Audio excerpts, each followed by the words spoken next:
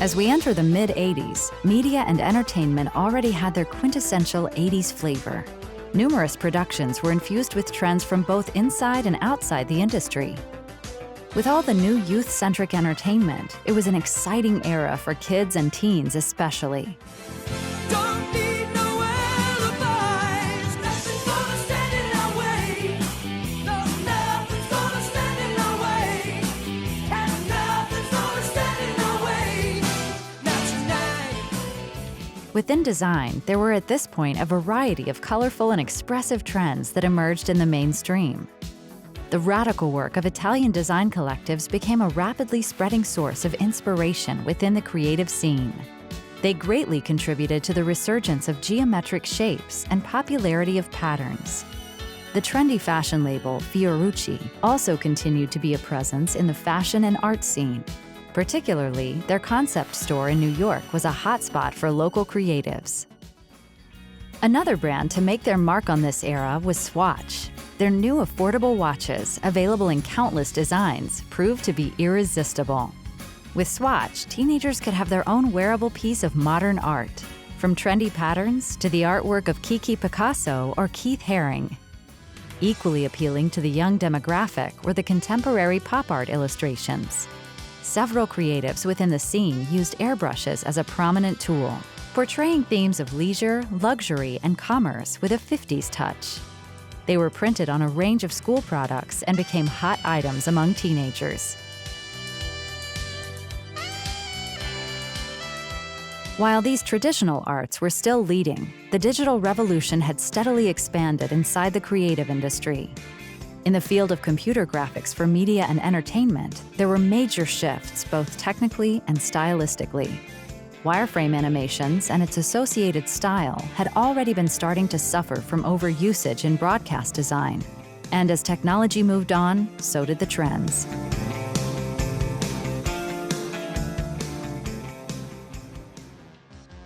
Robert Abel and Associates had also moved on from vector graphics and developed advanced tools to stay among the top.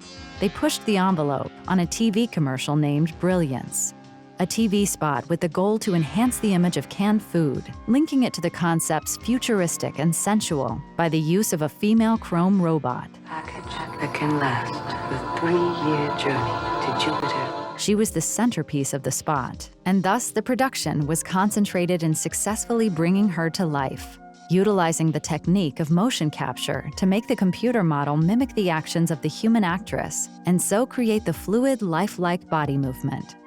For the design of the robot, the crew was inspired by the work of the Japanese illustrator, Hajime Sorayama.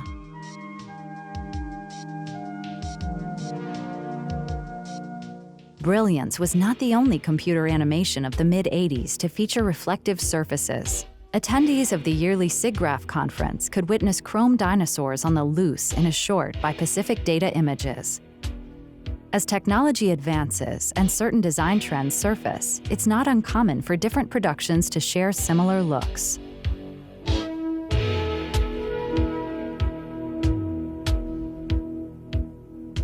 But it was not all rose-colored for the computer labs. Being able to financially support the research became an ever-growing challenge. Computer pioneers of III had left the lab to establish their own company, Digital Productions. Their goal was to make it in the commercial market, serving the cutting edge in computer graphics. Digital Productions was among the few companies to have access to a Cray XMP supercomputer, a multi-million-dollar stylish mainframe titled to be the fastest commercial computer at that time, delivering the computing power required to set the next frontier in 3D graphics in feature films. The computer division inside Lucasfilm equally set their next major milestones. They created a computer-generated image that was almost indistinguishable from a real photograph with the use of new techniques like motion blur. Another breakthrough was their work for young Sherlock Holmes, bringing a stained glass night to life and blending it seamlessly into the shot. It marked the dawn of using digital paint and image editing software to assist in the process of matte painting. A pet project they also initiated was a computer-animated short, which would further demonstrate their latest advancements. They used motion blur to add a real-life touch to the animations, while a sophisticated algorithm generated lush autumn trees. While these pioneers were pushing the boundaries, computer graphics was starting to expand in the creative industry. The new commercial tools and turnkey solutions made the art form more accessible. One of these solutions was the Bosch FGS 4000, introduced in 1983. Compared to what was happening at the cutting edge, its feature set was rudimentary, but nevertheless, it placed 3D computer graphics into the hands of a new group of artists. Its high price tag made it particularly suitable for broadcast stations and post facilities. The system proved to be the perfect solution to realize a video for dire straits, money for nothing. That's the way you do it. You play the guitar on the MTV. Via computer animation, the men that inspired the song in the first place were comically portrayed. Each rendered frame was individually sent to a tape recorder, a time-consuming but typical workflow in the days before mass storage and sophisticated digital video formats. The computer-animated segment was intertwined with performance footage. Another turnkey computer graphics solution was used to spice up these images, the Quantel Paint Box, a powerful combination of custom software and hardware, offering a range of tools to digitally paint and perform image manipulation. In a way, the toolset would be a driving factor behind the look of broadcast productions these years. Using live-action footage as a canvas and overlaying it with paint animation became a common practice during the 80s. Systems like the Paint Box were at the roots of compositing and image manipulation in the digital realm, a craft that could be used to pursue realism or create abstract art.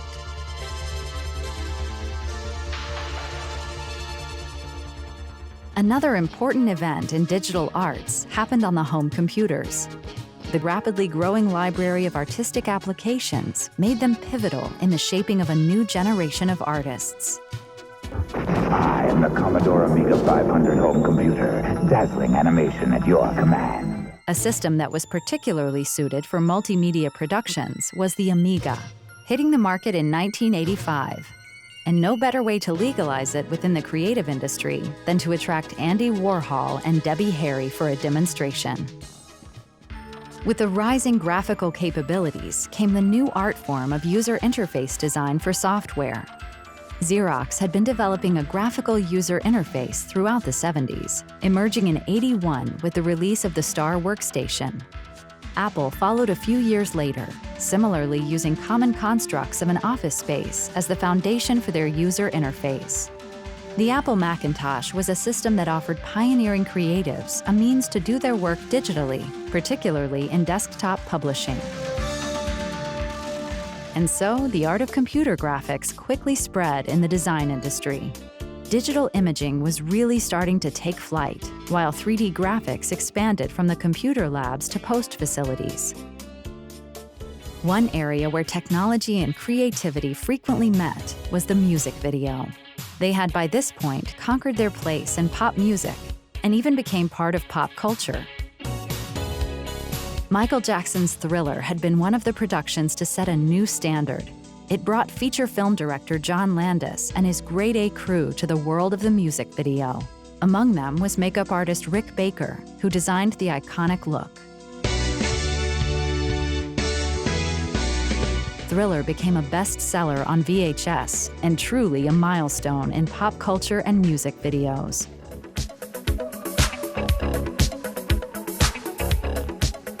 In 1984, the music video had been firmly established in the promotional package. Their importance in combination with the recovering record industry meant directors could generally secure bigger budgets. Shooting on 35mm film, for instance, became more obtainable.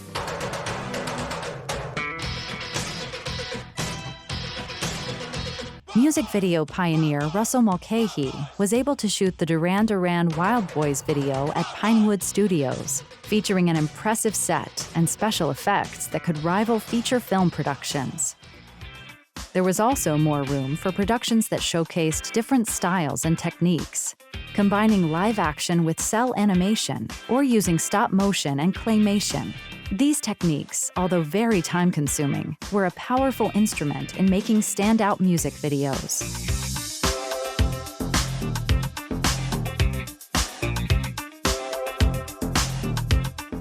These productions also provided new opportunities for small creative studios. Aardman Animations and the Quay brothers were contracted for videos like Peter Gabriel's Sledgehammer, a true showpiece for stop-motion animation. The animation studios Broadcast Arts and Colossal Pictures were similarly lending their talents to creative productions. Broadcast Arts worked on a video for the Alan Parsons Project, while Colossal Pictures produced a hand-animated segment of Raspberry Beret. Hand-drawn animation was also instrumental in giving the struggling band a-ha their big break. The aspiring animator Michael Patterson was contracted to lend his talents for their new video, Take On Me. Director Steve Barron shot and edited the whole video conventionally first and came up with a way to justify the use of animation from a narrative perspective, a pivotal element that really set it apart from other videos that incorporated similar techniques. The following 4 months, Patterson and his assistant would trace over the thousands of frames and make them ready to be incorporated into the video. Patterson's dynamic style gave the piece its characteristic look, using his skill as an animator to accentuate movement. I want my MTV. Turn it on, leave it on. I want my MTV. I want my MTV. By 1984, MTV had become big enough to host its own prestige award show, honoring creatives in all fields of the music video industry.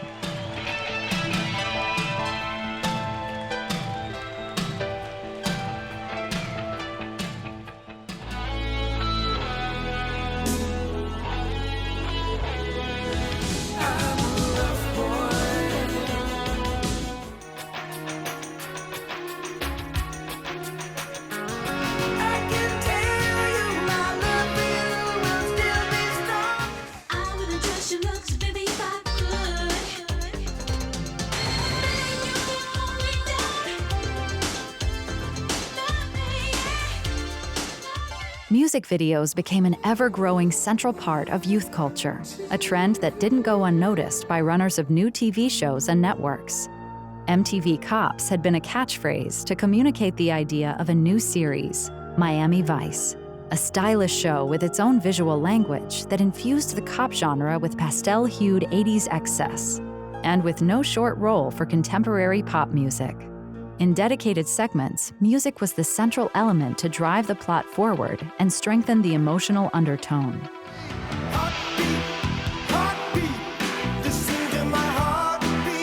The visual tone of the series was another aspect that made it match perfectly with the vibrant mid-80s. Miami's Art Deco buildings and pastels provided a strong visual backdrop for the show, complemented by the trendy designer suits. The outfits were selected with great care to make sure Crockett and Tubbs matched with their environments. Miami Vice also regularly featured stylish and trendy interiors. Their owners proudly displayed their exclusive Memphis designer furniture or their fondness for glass blocks.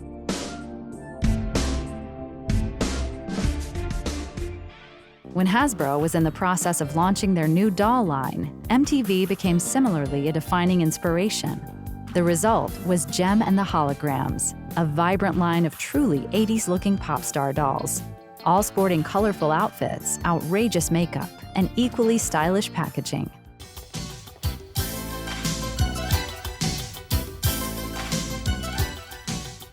Marvel Productions played a key role in the visual development and storyboarding of the accompanying animated series. A key skill as a storyboard artist is to come up with visuals that can be produced within a show's budget. Although, when it came to the show's opening, they went all out to create a memorable introduction. With its series of dynamic shots and transitions, it was a costly sequence to animate and produce. even demanding rotoscope animation to create dynamic movements of the band members, a process atypical of the show's pipeline.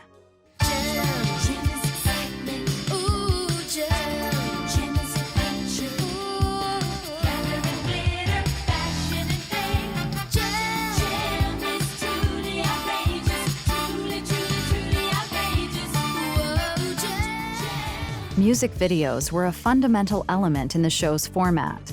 They gave the storyboard artists an opportunity to break from the norm and use different framing techniques and art styles. One music video in particular that had been pivotal in establishing their general look was You Might Think by The Cars, a video with live-action cartoon as the underlying concept.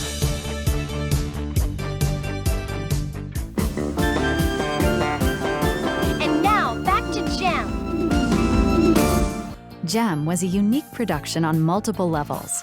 With its theming and use of music videos and stylish outfits, it was like no other cartoon so steeped in contemporary youth culture.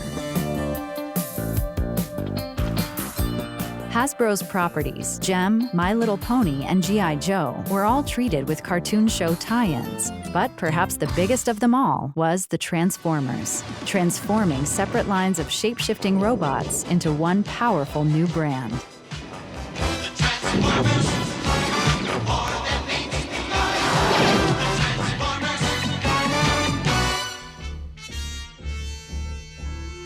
Designing the robots had required both creativity and ingenuity from the Japanese creatives involved.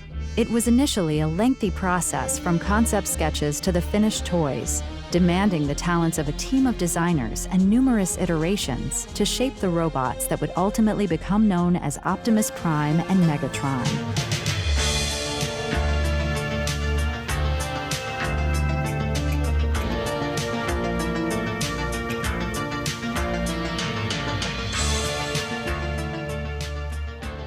The finalized toys were subsequently adapted to different media, starting with the packaging art.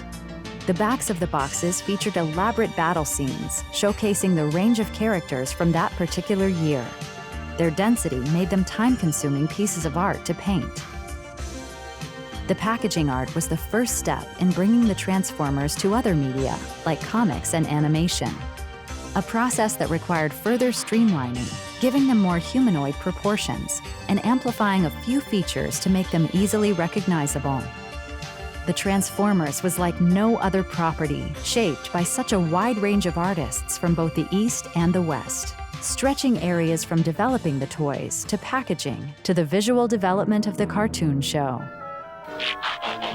Visual development involves designing every element that appears in a show, from the key locations, supporting characters, down to episode-specific objects.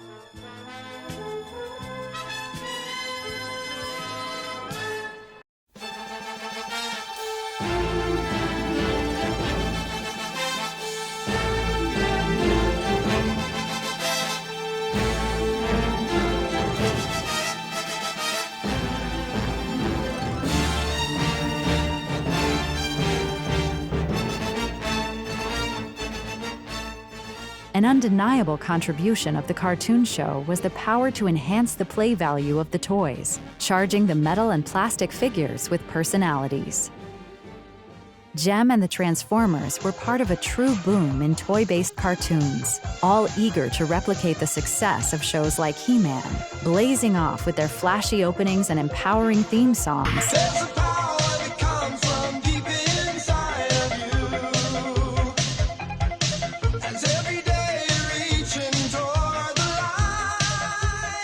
These cartoons could still count on decent budgets, paired with an overall high dose of creative freedom. When it came to adapting Mattel's toy line, The Wheeled Warriors, the writing team was almost given carte blanche, free to introduce a colorful cast of characters. All these shows were part of an industry-wide trend to invest in new productions, filling the growing demand for children programming on both new and established broadcast stations. Some following their own unique concept, while others tied in with the latest trends. Raccoons even made the crossover to music videos with its catchy ending theme.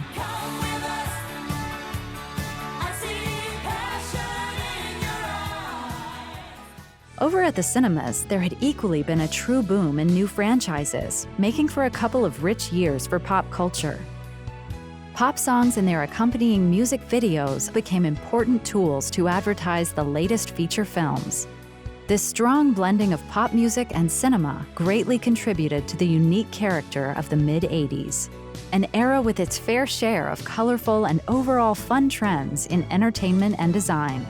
But above all, it had been a time in which new and original projects could flourish, resulting in countless new productions and icons who would live on to entertain future generations.